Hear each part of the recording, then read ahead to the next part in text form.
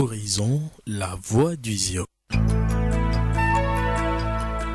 Suivez l'émission Libertois sur Radio Horizon La Voix du Zion tous les premiers et troisièmes lundis du mois de 18h à 19h.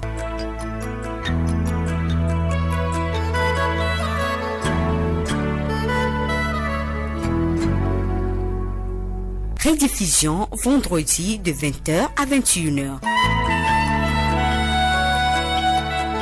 Libertois, une émission qui vient répondre à nos problèmes psychologiques.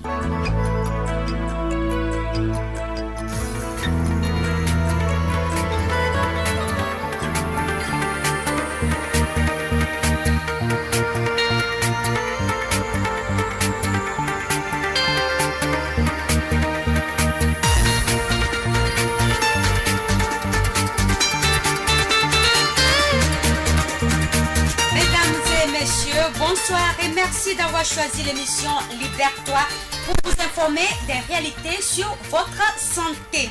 Ce soir, nous allons parler des troubles psychosomatiques, les causes, les symptômes et la prise en charge. Et pour cela, nous avons deux invités dans ce studio. Monsieur Yantagim. Monsieur Yantagim Païdibé, psychologue clinicien au CHU Sylvanus Olympio de Lomé. Monsieur, bonsoir. Bonsoir, madame. Et monsieur Akam Judikael, psychologue clinicien à la prison et à la polyclinique de Thiviers. Monsieur, bonsoir. Bonsoir, merci.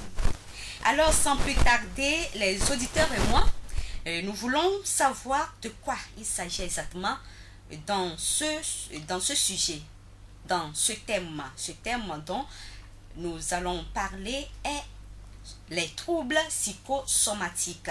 Et pour savoir, nous voulons vous poser la question de savoir ce que c'est que la psychosomatique. D'abord, monsieur Akam. Merci, Blessing. Et je profite de l'occasion pour saluer les auditeurs et auditrices de la radio Horizon. Alors, le thème psychosomatique est un thème donc, qui vient donc, du grec. D'abord, psyché, qui veut dire l'esprit, et puis soma, qui désigne le corps. Alors, le thème psychosomatique désigne une manifestation d'un trouble psychique au niveau de la santé physique, sans qu'une autre cause puisse être établie.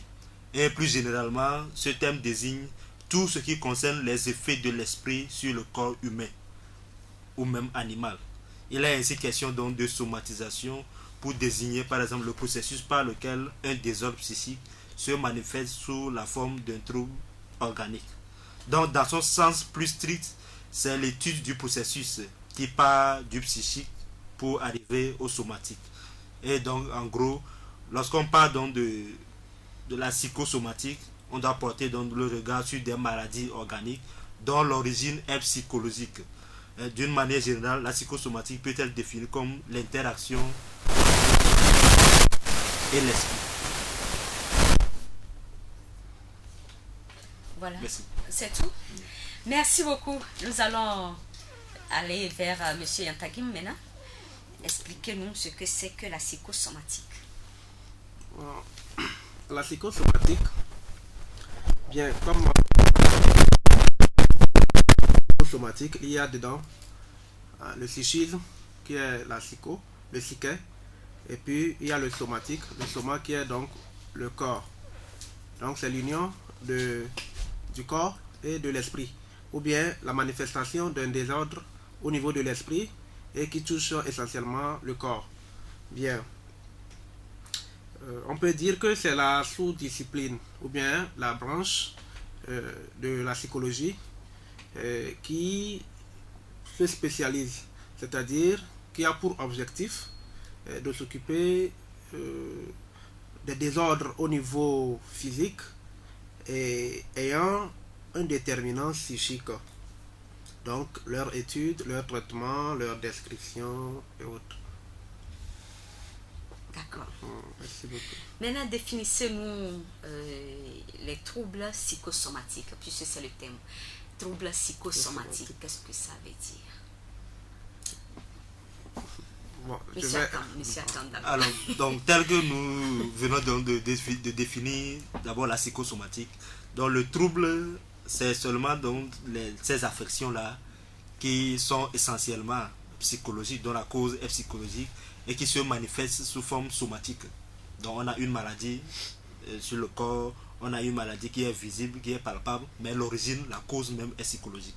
Donc, ce sont les affections somatiques dont la survenue et le déroulement peuvent être rattachés en partie à des troubles psychiques inconscients.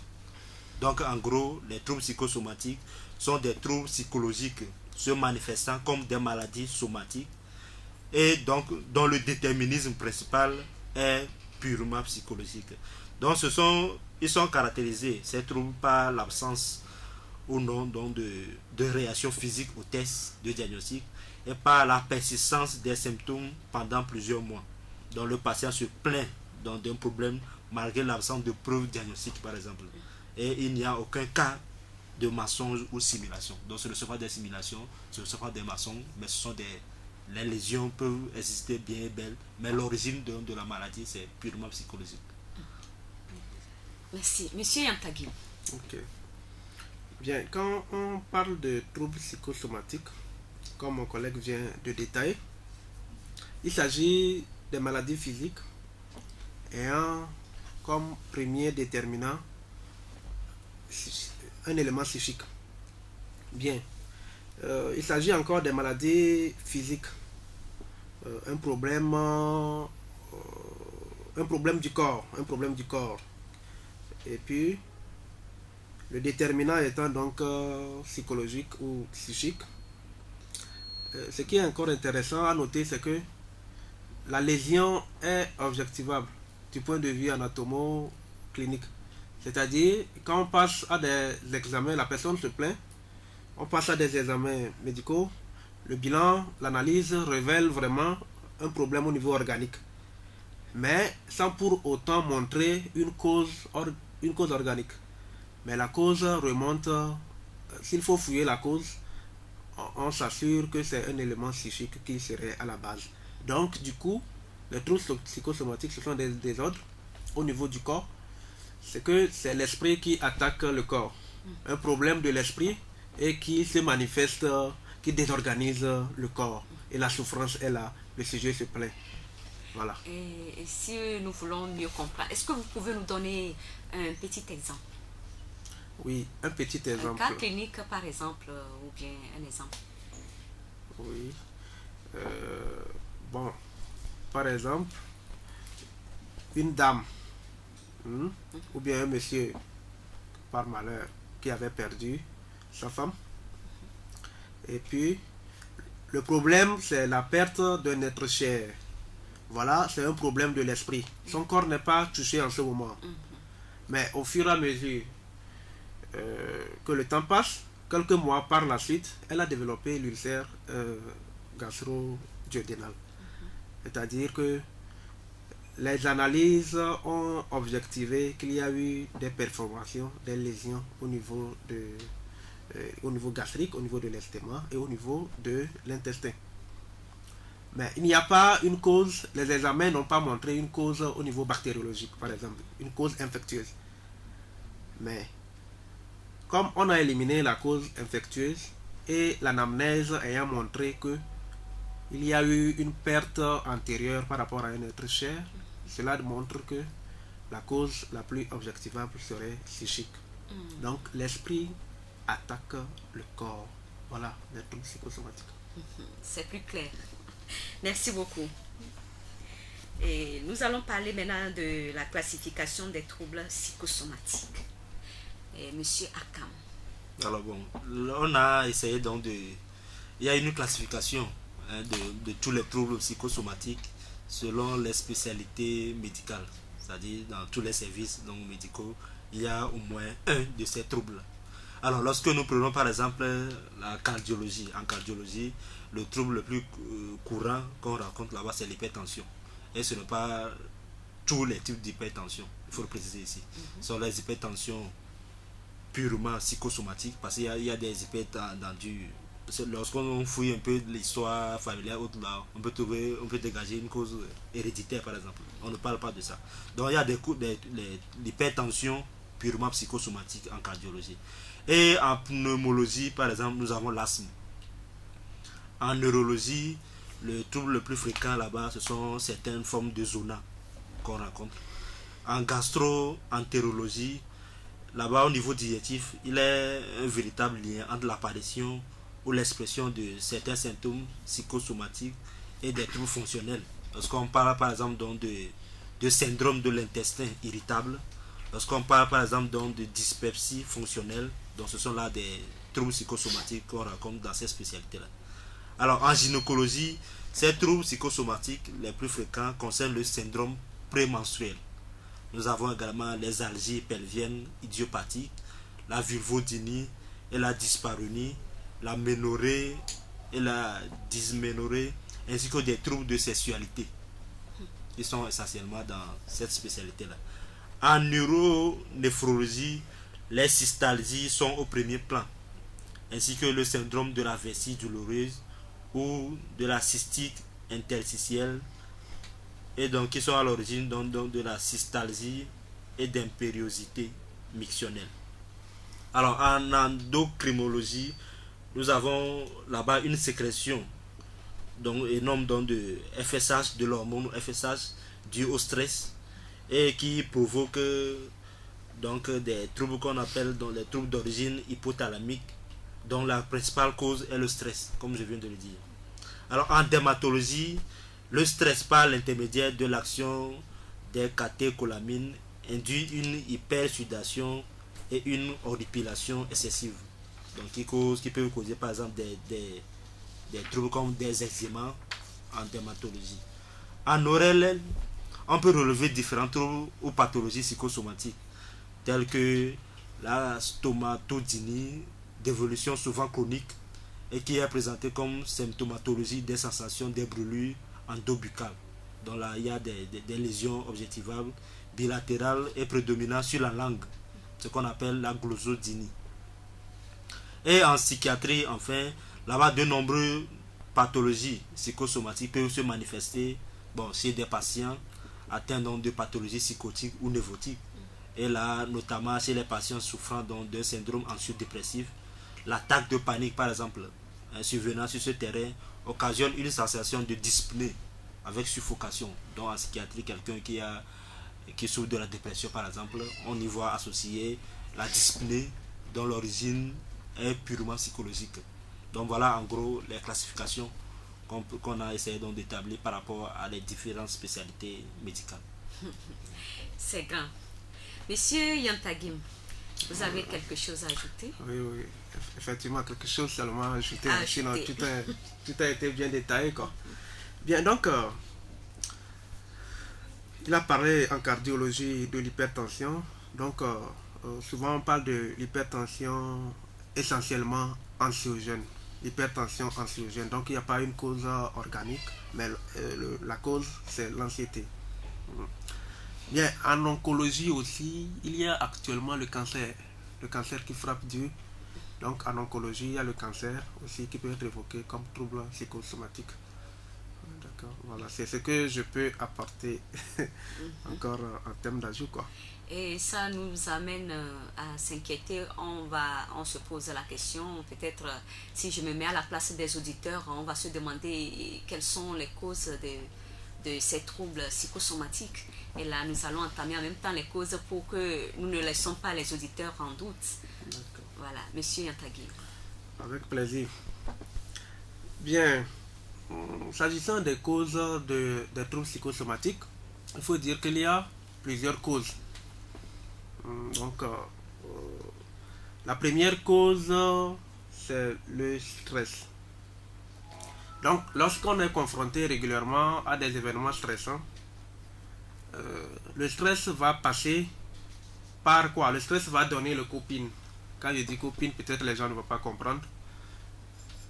L'appareil psychique est l'appareil le mieux organisé. Il cherche toujours une certaine homéostasie, c'est-à-dire l'équilibre.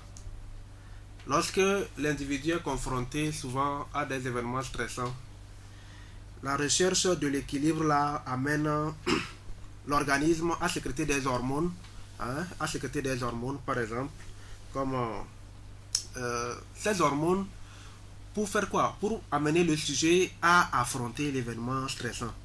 Mais au-delà de ça, lorsque ça persiste, lorsque l'événement ou bien la situation persiste, l'organisme finit par s'épuiser dans sa recherche d'équilibre. Et là, après l'épuisement, c'est la survenue des troubles psychosomatiques. Ça. Le stress également peut entraîner des stratégies de coping. C'est-à-dire, l'individu, à travers le coping, c'est un terme anglais, to cope, faire face, to cope. L'individu fait face à ce phénomène stressant et, entre-temps, est fatigué, puisque le stress là devient lourd et devient continuel. Donc, il ne parvient plus à s'ajuster. Et du coup, donc, le stress va donner le coping qui est épuisé, ou bien les hormones d'équilibre étant épuisées, ça va déboucher sur la survenue des troubles psychosomatiques là. Puisque l'organisme n'arrive plus à gérer ça. Voilà. L'organisme est fatigué. Mais à chercher auparavant de l'équilibre.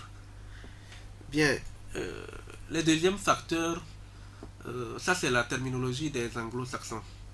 Ils ont parlé de la pensée opératoire ou bien de l'alexithymie. Alexithymie, c'est-à-dire l'absence de mots. C'est-à-dire que ce sont des personnes qui ne parlent pas. Ce sont des personnes qui n'arrivent pas à exprimer, à verbaliser leurs émotions. Nous allons donner l'exemple d'une marmite qui est sur le feu. Notre organisme, c'est comme une marmite qui est sur le feu. Donc, lorsque ça chauffe, ça boue, on ouvre la marmite, qu'est-ce qui se passe? La marmite, le contenu verse, et voilà. Le contenu là qui verse, c'est les troubles psychosomatiques. L'individu garde les émotions, ne verbalise pas, les alexithymies ne vont pas verbaliser leurs difficultés, leurs émotions vont garder. Et après, c'est le corps qui souffre. Ce désordre que la personne enfouit, ça se manifeste à travers les troubles psychosomatiques. Ça, c'est l'alexithymie et pensée opératoire. Il y a aussi les facteurs de personnalité. Dans les personnalités, bon, nous parlons de la suprastructure. Il y a la névrose, la psychose et la structuration. Il y a une personnalité qui est plus vulnérable aux troubles psychosomatiques. Et là, on parle beaucoup plus des astructurés. Les états limites, qui ne sont pas névrotiques, qui sont au milieu, ils sont vulnérables à développer des troubles psychosomatiques parce que là, il y a un problème de mentalisation. Chez les états limites, la mentalisation n'est pas là.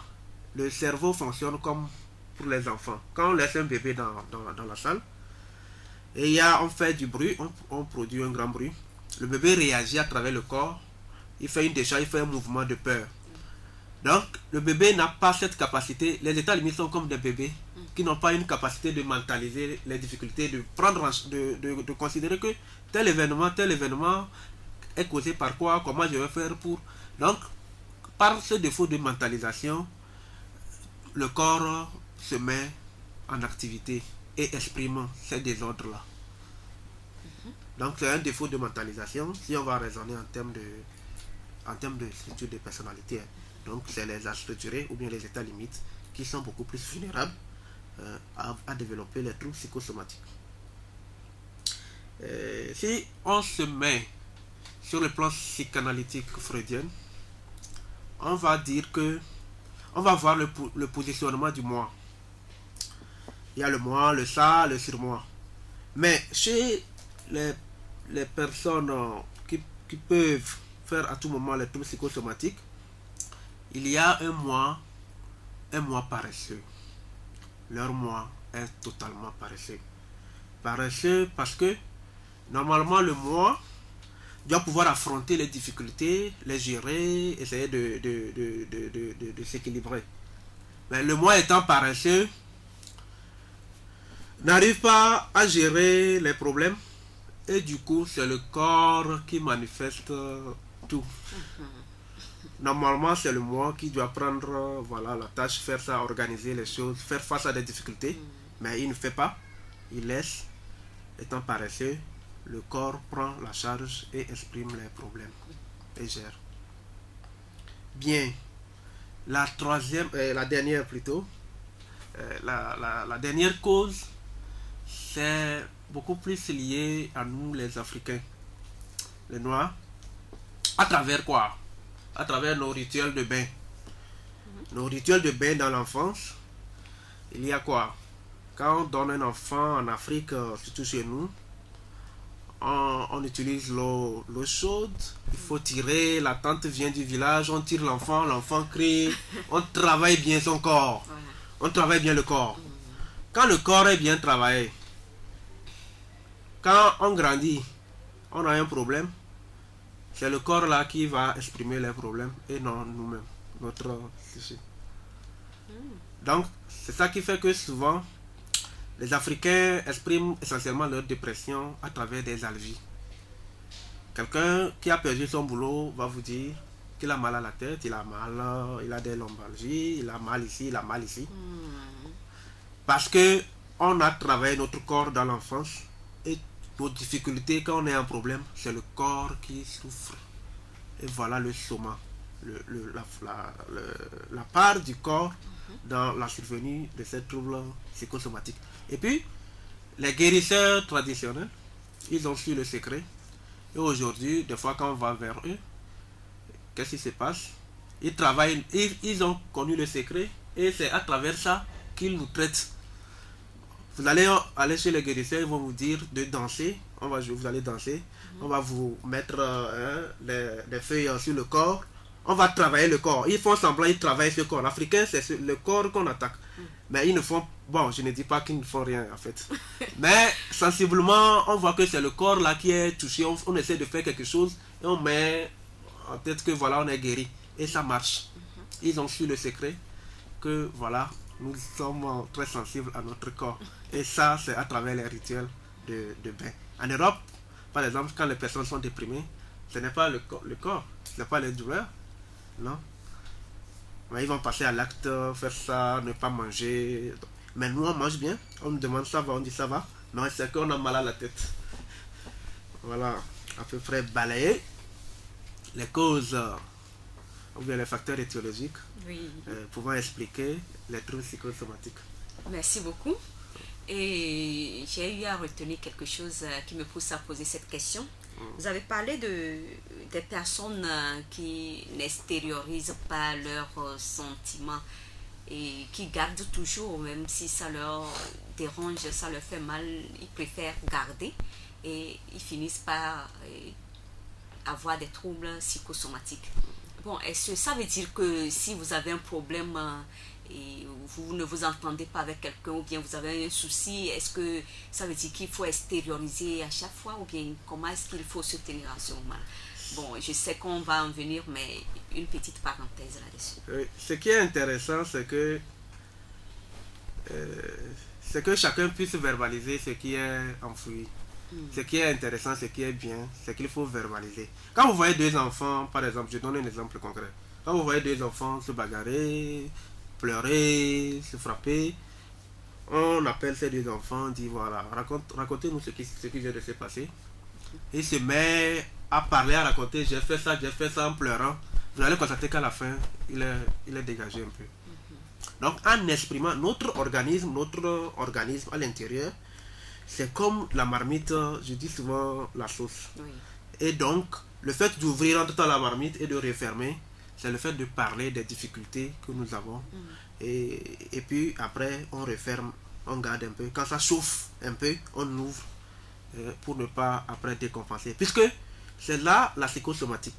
Ce qui est psychique, ça attaque le corps. Plus on garde les événements traumatogènes, les événements stressants, ça va causer des lésions, attaquer, faire la tension, faire l'ulcère, faire telle chose. Donc le problème de l'esprit va attaquer le corps. Mais quand au niveau de l'esprit on verbalise, on dit, on est un peu dégagé quoi. Et ça, je suis d'accord. Et là, c'est ça notre travail, l'écoute et la verbalisation. On encourage souvent la verbalisation. D'accord, merci. Nous allons donner la parole à M. Akam. Oui, bon, je vois que bon, le collègue a bien détaillé les causes. Donc, moi, j'aimerais revenir sur deux éléments principaux. Oui, allez-y. Lorsqu'on parle donc des alexis timides, ceux qui n'arrivent pas à s'exprimer, ceux qui n'arrivent pas à verbaliser leurs émotions, enfin, nous encourageons à ce que ces émotions, ces affects soient verbalisés dans un cadre thérapeutique. Parce que lorsque bon, vous vous mettez à verbaliser ou bien à dire, à partager son problème à n'importe qui, ça va plutôt vous créer plus d'ennuis, d'autres problèmes. Voilà. Donc si vous ne savez pas à qui il faut s'adresser, Voilà. donc vous risquez donc d'avoir d'autres problèmes. Donc dans un cadre thérapeutique, qu'est-ce qui se passe? Il y a un plan qu'on suit par rapport à ces expressions et on analyse les aspects donc de la personnalité. Est-ce que cet événement, ou bien cet élément a une incidence sur la concentration par exemple, sur la mémorisation, sur le sommeil? Donc on voit chaque aspect pour que tous ces éléments-là soient dégagés. Et au niveau du stress, bon, le collègue a bien détaillé, le stress est la principale cause qu'on raconte très souvent dans la survenue de ces troubles psychosomatiques.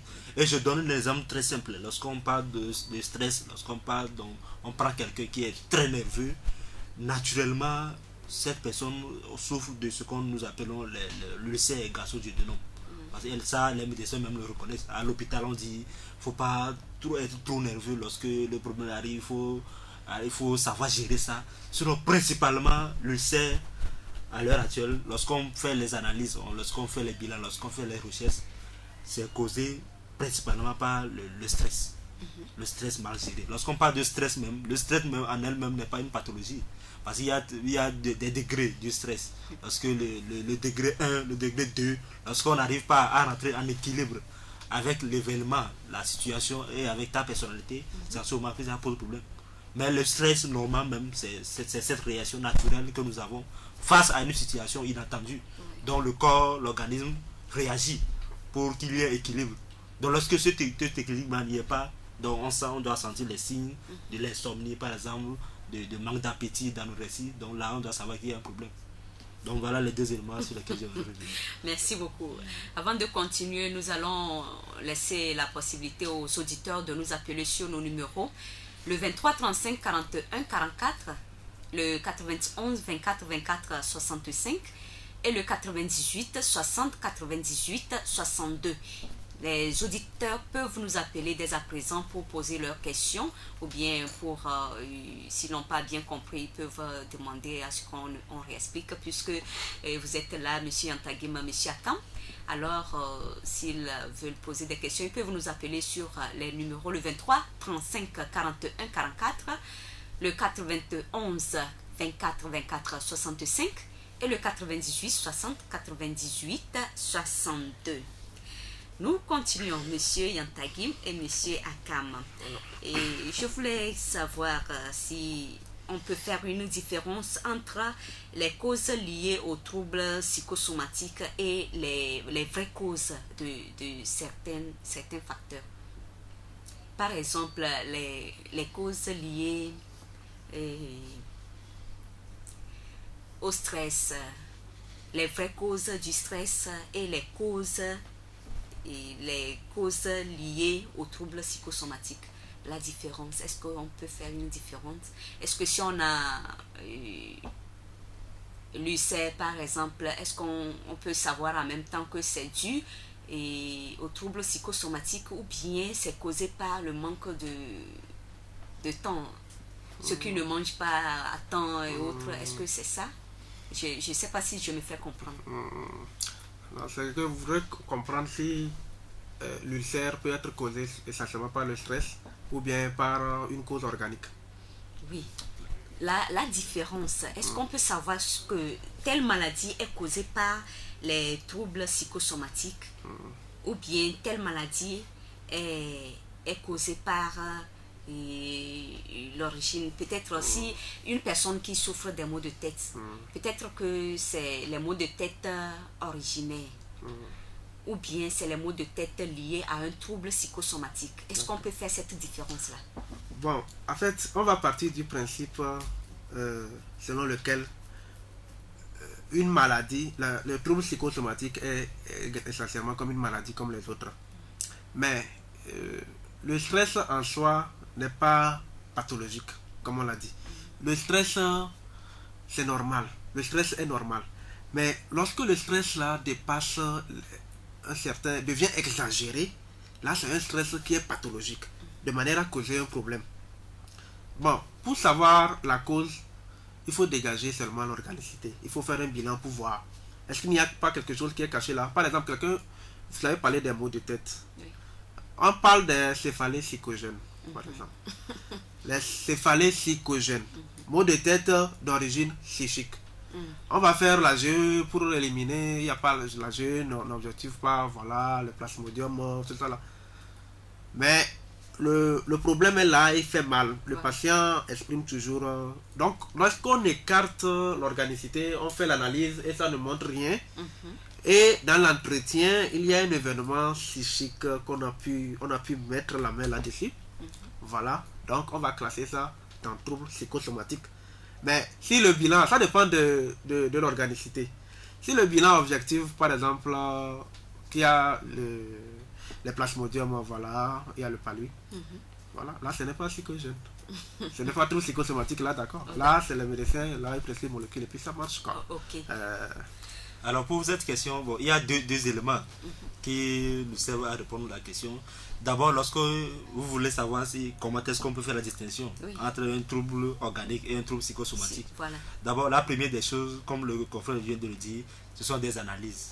Lorsqu'on d'abord on fait l'analyse, on découvre que par exemple il y a ulcère, maintenant on fait d'autres analyses plus approfondies pour découvrir la cause, qu'est-ce qui peut causer ça. Donc au cours de cette analyse, si c'est un trouble psychosomatique, on ne verra rien. Et deuxième chose, ces troubles, bien ces symptômes, lorsque ce sont des troubles psychosomatiques, sont rebelles entre griffes au traitement. On a l'ulcère par exemple, on a cette pathologie, on traite ça pendant des années. On prend des produits, ça ne finit jamais. Là, il faut se poser des questions. Il faut voir un psychologue qui va fouiller davantage pour voir qu'est-ce qui serait la base de ça. Parce qu'au niveau des médecins, ils ont tout fait. Ils font tout pour les patients. Bon, il n'y a pas d'évolution par rapport au traitement. Donc c'est en ce moment qu'on doit savoir si c'est un trouble psychosomatique. Donc voilà ces deux éléments. Donc l'absence, le fait que ces troubles sont rebelles au traitement et l'absence d'analyse approfondie de l'organicité. Et par ignorance, nous, des fois, on jette le tort sur quelqu'un, on se dit que peut-être c'est une personne qui nous a jeté un mauvais sort, c'est pourquoi on en souffre. Et ça m'amène du coup à vous demander, à poser la question, comment se fait le diagnostic des troubles psychosomatiques? Monsieur Yantagui. Ok. Bien, le diagnostic des troubles psychosomatiques est au même moment difficile et facile. C'est difficile parce que ça fait souvent l'objet de débats. Ça cause beaucoup de problèmes de compréhension entre différents spécialistes. Ceux qui ont des troubles psychosomatiques, avant qu'on ne pose le diagnostic d'un trouble psychosomatique, il faut savoir que le patient a fait un long parcours. Il a quitté de soignant en soignant, ils n'ont rien trouvé. C'est là, en ce moment, qu'on dit, voilà, il faut consulter un psycho pour qu'il puisse voir est-ce qu'il n'y a pas une cause qui est là. Là, ça fait l'objet d'un débat. Et du coup, si l'organiciste, c'est-à-dire le médecin, il n'a pas bien fouillé, au début, en même temps, voilà, il s'est jeté, il dit, voilà, c'est un trouble psychosomatique, il envoie vite. Là, nous, on est obligé de confirmer, d'éliminer l'organicité. Si l'organicité est fouillée, il n'y a rien. Donc, en ce moment, on peut fouiller à notre niveau aussi pour voir si, à notre niveau, nous, on a trouvé quelque chose. Donc, ça fait souvent l'objet de débats. Chacun jette la responsabilité sur l'autre. Et souvent, les patients eux-mêmes sont fatigués. Parce qu'ils ont été de spécialiste en spécialiste. Ils ont consulté les poumons, ils ont consulté les gastro, ils ont consulté les cardio, ils ont consulté partout, les médecins internistes. Et ils sont fatigués, voilà, ils vont consulter aussi un psycho pour voir. Donc ils ont un long parcours, c'est à ce moment que c'est difficile. Ils ont fait beaucoup d'analyses, ils ont fait telle chose. Mais ça c'est le caractère difficile ça. Et puis d'ailleurs, quelqu'un qui a déjà fait un long parcours n'est plus sûr du soignant. Nous qui sommes peut-être en dernière position pour pouvoir éliminer la cause psychique. Donc il n'est plus tellement rassuré parce qu'il a fait un long parcours d'ailleurs. Donc ça complique un peu la tâche. Ouais, je vais dire que c'est encore facile. C'est facile si effectivement on dégage l'organicité et c'est-à-dire on a éliminé toute cause organique. Donc par exemple, si c'est l'ulcère gastro, on va voir s'il n'y a pas ce virus-là, l'hélicobacter pylori qui peut avoir le pylore, qui peut causer des lésions, tout ça là. Lorsqu'ils font tous les examens et ils n'ont rien trouvé, et sur le plan psychologique, l'entretien doit être trop rassurant et doit aller en profondeur afin de pouvoir mettre la main sur la cause psychique. Voilà. Donc il faut d'abord dégager l'organicité et fouiller, être bien efficace et fouiller afin de mettre la main sur la cause psychique. Voilà comment se fait le diagnostic. Et puis si ça se chronicise, c'est-à-dire que la maladie est là, les symptômes persistent pendant longtemps. Or, il y a des traitements antérieurs qui ont été initiés par des organicistes. Là, ça remet en cause un peu cette cause organique-là qui fait l'objet d'un traitement actuel. Donc, on pourrait peut-être déterminer la cause psychique et prendre en charge au départ sans pour autant utiliser le traitement médicamenteux. Voilà comment le diagnostic se fait. Donc, c'est facile, mais c'est encore difficile. Merci. Monsieur Akam. Oui, bon, pour faire la récapitulation donc, de ce que le collègue a dit, d'abord le soignant doit mettre en œuvre un raisonnement scientifique qui doit reposer essentiellement sur l'incidence des pathologies, c'est-à-dire la persistance donc, des symptômes, pendant combien de temps on traite cette pathologie et quels sont les traitements qu'on a suivis. Alors il y a également l'inspection du patient. Il faut explorer, il faut faire l'exploration donc de l'état du patient et par une écoute attentive. Ça concerne nous les psychologues, pour pouvoir écouter vraiment attentivement le patient dans sa souffrance. Et il faut également avoir une observation qui doit tenir compte des facteurs environnementaux. Donc il faut voir un peu, il faut explorer les facteurs susceptibles donc de causer cette pathologie, voir les conditions dans lesquelles le patient vit, voir un peu les contours. Et donc c'est ça qui va amener à faire un examen clinique soigneux et puis les résultats des analyses simples. Donc il faut éliminer le côté d'organicité, comme le confrère l'a dit, par des analyses, avant donc de fouiller dans le processus psychologique pour en dégager une cause.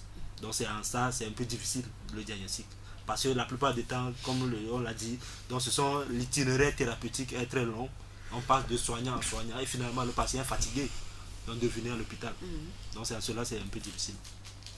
Et là, nous voulons que vous reveniez sur, vous avez eu à parler un peu des symptômes et autres, nous voulons que vous reveniez et vous parliez de façon plus approfondie des symptômes des troubles psychosomatiques. Est-ce qu'il y a des symptômes palpables? Est-ce qu'il y a des symptômes qu'on peut ressortir, qui puissent alerter le public ou bien les auditeurs? Ou bien il n'y a pas de symptômes voyants? Bon là, il faut... Bon. Même on peut remplacer... Bon, on peut parler de symptômes là. Mais quand on parle de symptômes, c'est-à-dire que voilà, on dit il y a telle chose, il y a telle chose, il y a telle chose. Oui. Mais les signes qui doivent en principe être notés dans ce cas, c'est seulement que le caractère chronique. C'est-à-dire que le mal dure dans le temps malgré qu'un traitement a été initié. Voilà. Et puis, le fait que les examens n'ont pas objectivé une cause organique. Le problème de santé est là. Le corps souffre, on a mal ici, on a mal ici, on a mal ici, on a mal ici. Mais le bilan, déjà, n'a pas montré un problème au niveau d'organique. Là, ça doit susciter notre attention. Bien. Au-delà de ça, lorsque on initie un traitement et les difficultés ou bien la souffrance est toujours là, ça nous fait penser à des troubles psychosomatiques. Donc ce sont des signes, ce ne sont pas des symptômes. Voilà. D'accord. Monsieur Akam. Oui, bon, les symptômes, on ne peut pas parler de symptômes dans ce cas parce que les troubles psychosomatiques ne forment pas un groupe homogène. Parce qu'il y a différents troubles selon les spécialités, comme je viens de le dire. Mais les éléments, les signes qui doivent alerter, c'est la chronicité, c'est-à-dire la durée.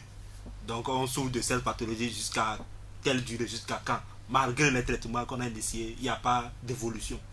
On ne sent rien. Peut-être que des fois, bon, le traitement est symptomatique. On prend les produits quelque temps, ça se calme un peu, et puis après ça revient. Alors. Et ensuite, ce qui est très important, c'est le fait que on traîne la pathologie pendant longtemps. Lorsqu'on va à l'hôpital, on fait des analyses, on voit réellement qu'il y a le mal, mais lorsqu'on fait des analyses plus pointues, on ne trouve pas une cause organique. On ne trouve pas dans cet hormone, bien c'est cet organe qui est souffrant, tel.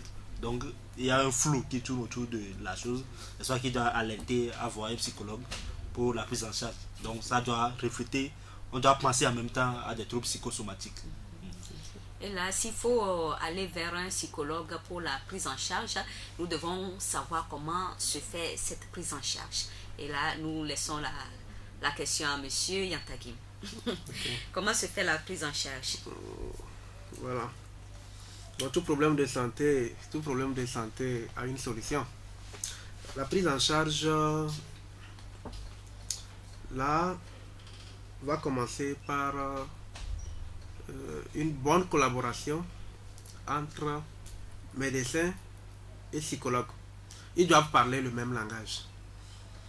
C'est-à-dire que le médecin doit être sûr, voilà, que c'est telle chose, il a éliminé, il n'y a pas une cause organique. Il doit pouvoir savoir qu'il faut aussi qu'un psychologue arrive à fouiller et puis se référer. Donc, vous devez collaborer. Il doit y avoir une collaboration entre psychologue et médecin. Ça, c'est le premier principe, ça. Le deuxième principe, c'est que le psychologue aussi doit partir sur la base selon laquelle le patient n'est pas seulement son patient. Il appartient au psychologue et encore au médecin. Donc, il doit voir son organisme à chaque fois et puis le voir également. Bien. Sur le plan psychologique, on fait ce qu'on appelle la psychothérapie pédagogique. Bien. C'est là le travail du psychologue va consister à fournir beaucoup d'informations aux patients. Puisque comme ils ont un long parcours, ils ont consulté, ils ont besoin d'une explication par rapport à leurs problèmes.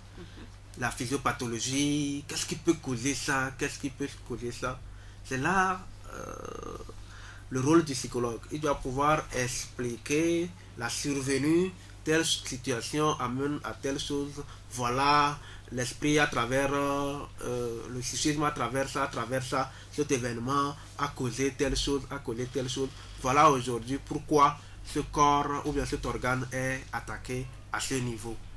Et là, quelles sont les perspectives de sortie encore? Ensemble avec le médecin, on va faire ça pendant tel temps, faire un contrat et ça va. Bien. On fait également la psychothérapie de soutien. Dans cette psychothérapie de soutien, puisque c'est des personnes qui sont fatiguées, ils ont consulté, donc il faut pouvoir soutenir la personne, puisque la personne déjà, il y a déjà objectivement une fragilité. La personne a déjà un problème psychique et qui n'arrive pas à gérer, et voilà, le désordre se manifestant à travers le corps. Donc il faut pouvoir écouter cette personne, réassurer cette personne, dédramatiser, conseils, suggestions, tout ça. Ça, c'est dans la psychothérapie de soutien. Puisque les personnes là ont fait leur parcours, d'autres sont déjà déprimés, d'autres sont fatigués, d'autres pensent qu'ils n'ont plus de porte de sortie. C'est pourquoi ils ont besoin d'une psychothérapie de soutien intensive. Bien. On peut utiliser aussi l'arsenal psychanalytique. Sur le plan psychanalytique, on va faire quoi? On va renforcer un travail de renforcement. Puisque sur le plan psychanalytique, nous sommes partis sur le principe selon lequel le moi étant paresseux. Comme le moi est paresseux, on va donner des ressources à ce moi. on donne des ressources à ces mois, de ne pas faire de la paresse. Ce mois, au niveau psychique, qui va maintenant prendre en compte les conflits et pouvoir gérer les conflits au niveau psychique avant même qu'il n'y ait pas attaque au niveau du corps. Donc le mois gère ça et comme ça le corps est protégé si le mois commence pas à travailler. Puisque c'est son travail qui est défaillant, voilà pourquoi le corps là est attaqué et souffre.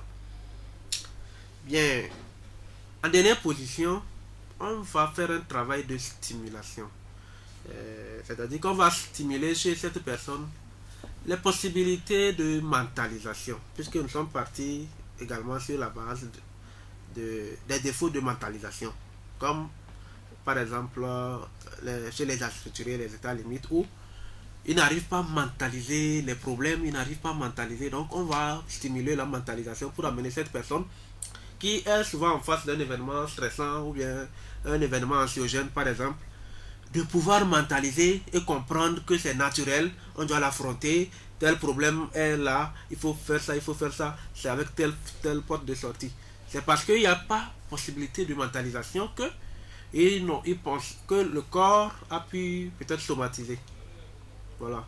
Donc on va stimuler les possibilités de mentalisation également chez ces personnes. Là c'est un travail également de longue durée. Oui. Ouais, c'est pas le travail d'une journée. Un travail de longue durée, donc il doit venir régulièrement. Voilà ce que moi je peux dire. D'accord. Je crois que mon collègue a lui aussi il en a. Monsieur Akam. Oui, bon, en ce qui concerne la prise en charge, bon, il faut le dire, elle doit être multidisciplinaire. Il doit y avoir une collaboration entre le psychologue et le médecin ou l'infirmier. Parce que c'est un trouble essentiellement somatique. Du point de vue visible, qui a une cause psychologique. Donc ça doit passer avec les traitements symptomatiques et avec les psychothérapies. Donc au nombre des traitements symptomatiques, nous pouvons citer par exemple les antidépresseurs qui peuvent être utilisés, les anxiolytiques, l'exercice des kinésithérapeutes, etc. Et surtout, il faut également insister sur les mesures hygiéno-diététiques qui sont très essentielles. Lorsque on consomme par exemple, il y a une consommation abusive donc des substances des psychostimulants, il y a une alimentation déséquilibrée, donc ça peut aggraver la survenue donc, de ces pathologies. Donc on doit également mettre l'accent sur ça. Maintenant en ce qui concerne les psychothérapies, bon, là-bas il y a plusieurs psychothérapies qui sont utilisées. On peut passer par la relaxation par exemple, pour pouvoir agir sur les symptômes, pour rendre un peu relax dans le fonctionnement habituel donc, du patient.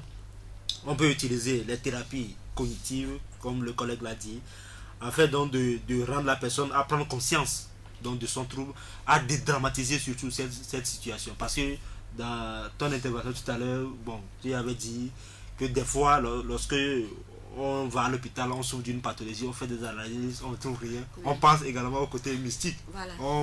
C'est quand on jette un sort à quelqu'un, c'est là, c'est celui-là, etc. Donc il est temps, donc, à ce niveau, on dédramatise cette situation-là. Parce que lorsqu'on traîne cette mentalité, donc ça impacte également dans l'évolution de ce traitement. Et également, on peut utiliser également les psychothérapies et psychodynamiques. Là-bas, ça permet donc de provoquer une réorganisation des éléments donc, de la personnalité, le ça, le moi, le surmoi, afin donc de donner les ressources au moi pour pouvoir aider la personne à avoir une bonne représentation donc, de sa situation, afin donc de pouvoir se confronter à cette situation. Voilà. Donc voilà les psychothérapies qu'on peut utiliser en ce qui concerne donc, la prise en charge donc, des troubles psychosomatiques. Merci. Et nous sommes arrivés presque à la fin. Et quel est votre message aux auditeurs ce soir, Monsieur Yantakim? Je tiens à remercier les auditeurs pour leur attention. Et puis, je tiens à vous remercier vous aussi. Merci à vous. Je vais dire que les troubles psychosomatiques constituent une réalité. Et puis, encore, qu'il y a une relation entre l'esprit et le corps. L'esprit et le corps, le psychisme et puis le corps. Et en tout état de cause, un problème de l'esprit peut provoquer une certaine attaque au niveau du corps et vice versa. Donc le corps et l'esprit sont des jumeaux et je dis ça souvent. Donc il y a une bonne relation. Donc un problème du corps peut être expliqué par un problème psychique que nous avons. Et puis dès qu'on on souffre, on a un problème de santé, on consulte et on n'objective rien, c'est-à-dire que le bilan ne montre rien. Il y a beaucoup de spécialistes qu'il faut consulter. Si au moins peut-être le médecin a oublié qu'il y a le psychologue et autres là, Voilà. lui-même peut avoir le réflexe pour fouiller, voir au moins psychologiquement, est-ce qu'il n'y a pas quelque chose qui m'amène à décompenser sur ce mode-là. Voilà. Merci beaucoup. Merci à vous. Monsieur Akam. Oui, bon, à partir donc de cette émission, bon, c'est ceux qui ne sont pas informés qu'il y a des troubles qui existent comme ça, donc c'est le lieu de les inviter à avoir ce réflexe-là. Lorsqu'on traîne des pathologies, on va à l'hôpital, on fait des analyses, on suit un traitement au long cours, sans qu'une cause organique ne soit dégagée. Donc même si le médecin ne vous réfère pas vers un psychologue, donc à travers cette émission, on vous informe qu'il faut penser donc à ces troubles psychologiques, parce que le corps est un tout. Il y a le corps, le soma et puis l'esprit. Donc il y a une influence entre les deux. Donc merci. Merci à vous. Laissez vos contacts, monsieur Yantagim. Oui, moi c'est le 91 58 58 26. 91 58 58 26. Monsieur Akam, votre Moi c'est le contact. 92 42 36 51. Voilà, nous allons nous arrêter là. Merci une fois encore d'avoir répondu à notre invitation. Mesdames et messieurs, c'est la fin de cette émission. Merci de nous avoir suivis. Rendez-vous lundi prochain pour un nouveau numéro, un nouveau thème. D'ici là, portez-vous bien. Bye bye.